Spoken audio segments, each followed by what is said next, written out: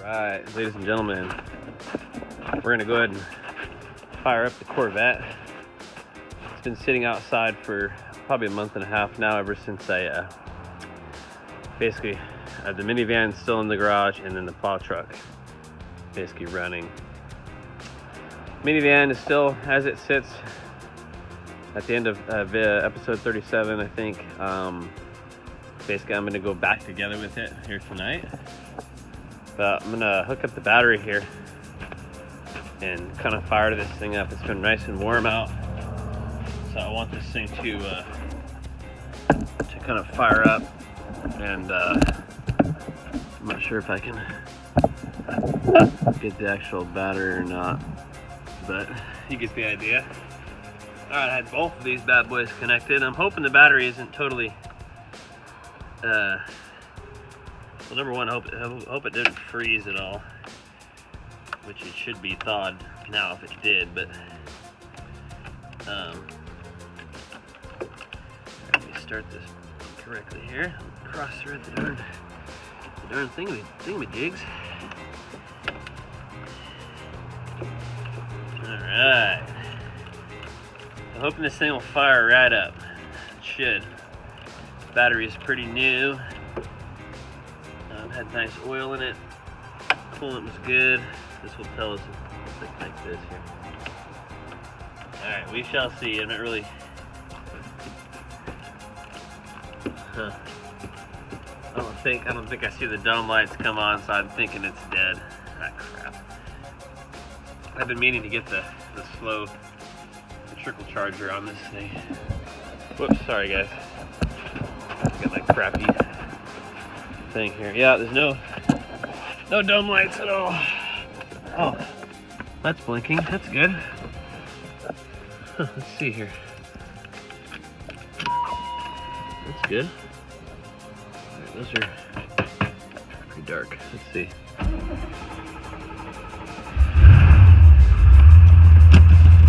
All right. Now this thing, it's pretty finicky. Of course, it's computer controlled, but for some reason I don't have any fast idle, and right now I don't even have a tach. I think I've got that disconnected. I had noticed that the rotor started to come loose inside the distributor and actually swung around, but it was somehow still running. Like, it was crazy. So I'm gonna let this warm up, get up to operating temperature, and kind of let it just kind of thaw out a little bit. So let me see here. I'm probably going to get something to rest on the throttle. That way it's not glugging along.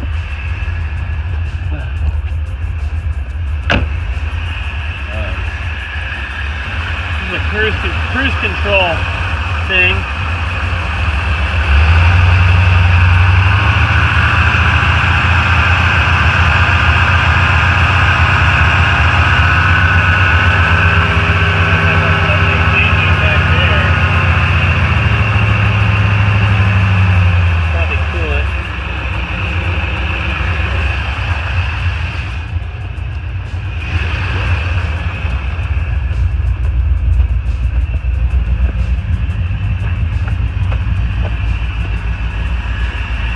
This thing runs so rich.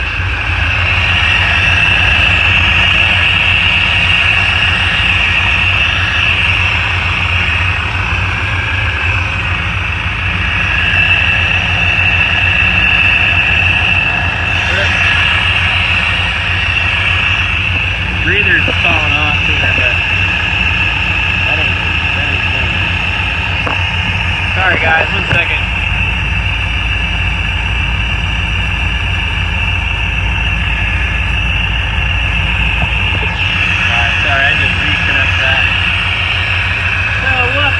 Going on with this thing. This thing needs these are the rear tires. I think I'm going to do that other video I did with the wheels, so you can see those for the tires I got. So I definitely need some of those. I need a clutch. There's a handful of other things this thing needs, but we're doing good.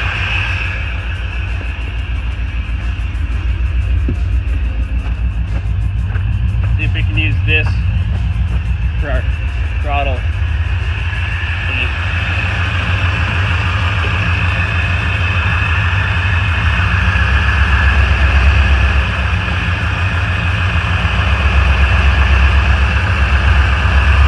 Perfect. I just want it just off idle. This thing's gonna warm up really quickly here.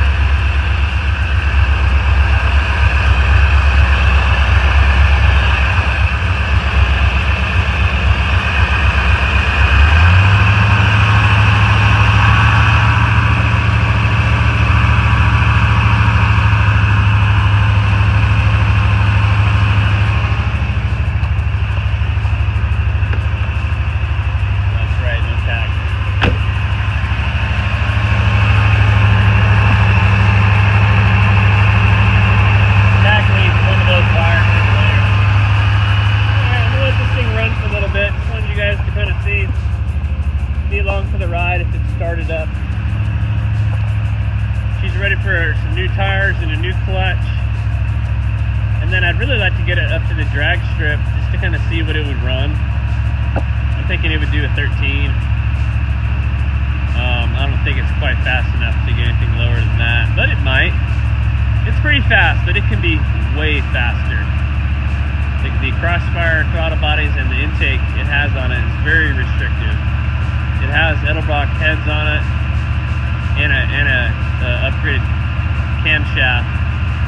So everything about this thing wants to breathe except for the intake and injection system. So this thing is ready to rock and roll if it ever got a chance to, which it will hopefully.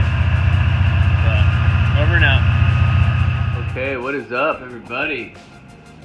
Last Frontier Garage coming at you with a awesome find.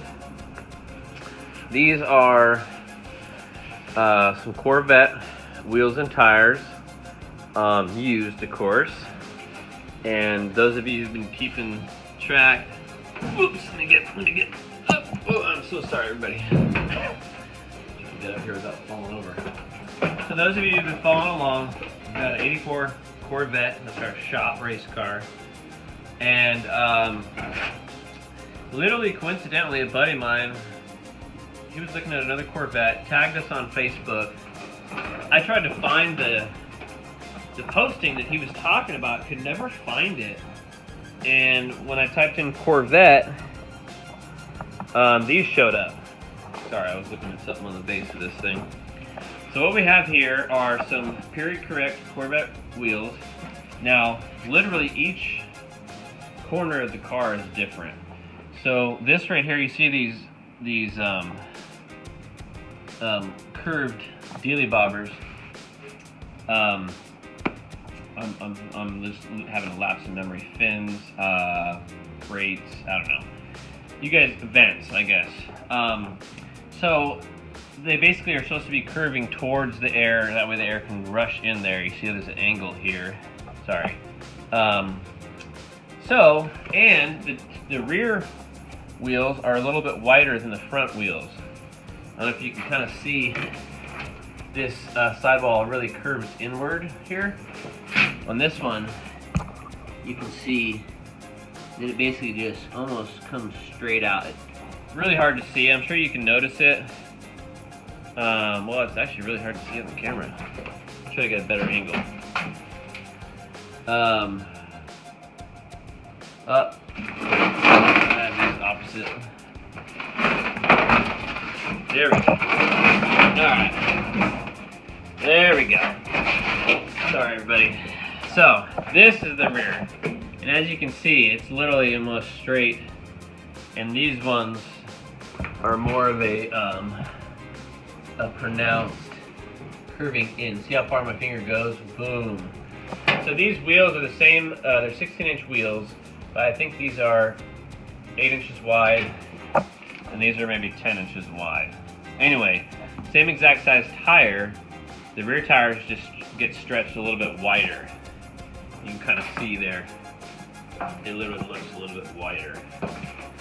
So, but huge score, it was $50 for all of this. And the main reason I was attracted to this deal was these tires right here. Now these are a set, obviously not newer in age, but you can see the tread on them is somewhat decent. The worst part is this cracking here.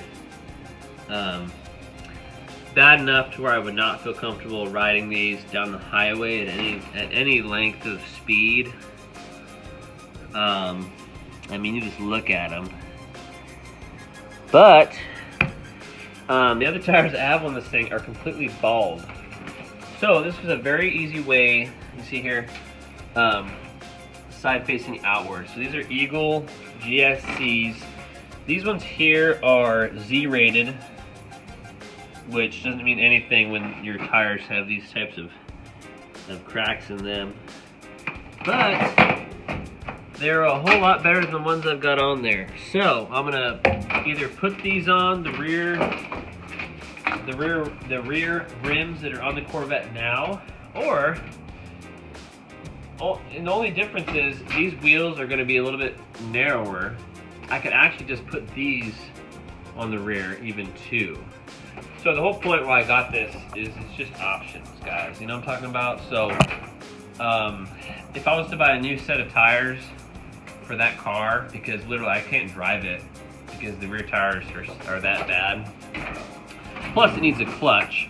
And so those two things put together, the clutch I can put in myself, you know, whatever the clutch is, getting the flywheel, you know, resurfaced. I can obviously do the labor, but the rubber I was looking at probably is going to be about, I don't know, $700, 800 maybe. Who knows, something like that. 150 a tire easy, I would think. But this is just something to get some quick, cheap results. Obviously, we can just melt these tires too if we wanted to. Put these two on the rear and just go. So we'll see. We'll thought have some fun. And stay tuned here. We're just going to do a quick transition, and we're going to do a quick plow truck update. Oh, so we got our light on. Cool. Hey y'all. Let me see if I can adjust this down a little bit. So, let it run.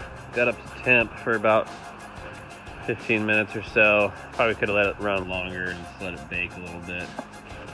But then I actually put it in here and spun the tires, put it in second.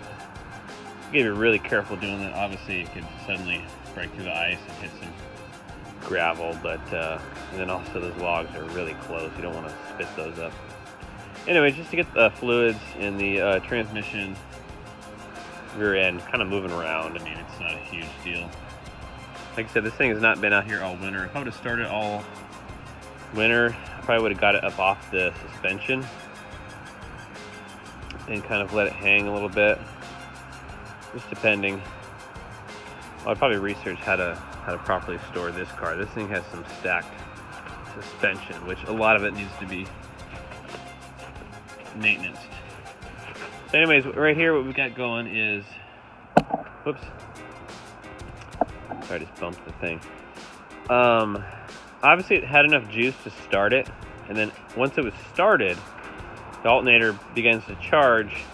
But one of the things you got to remember about an alternator is that all it's doing is really keeping the battery at the level that it is.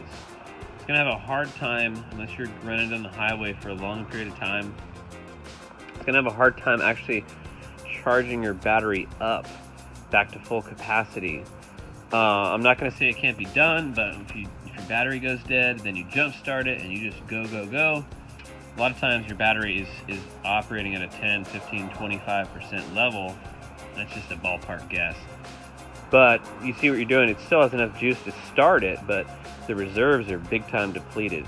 So to get your reserves back up, you really have to put a charger on it, you know, and actually fully charge the battery. Because remember, once it's started, the alternator is simply maintaining the juice that was lost during start, and the juice is being taken away from, you know, the engine running, the lights, the heater, and all that stuff. So just a quick tech tip, and over now.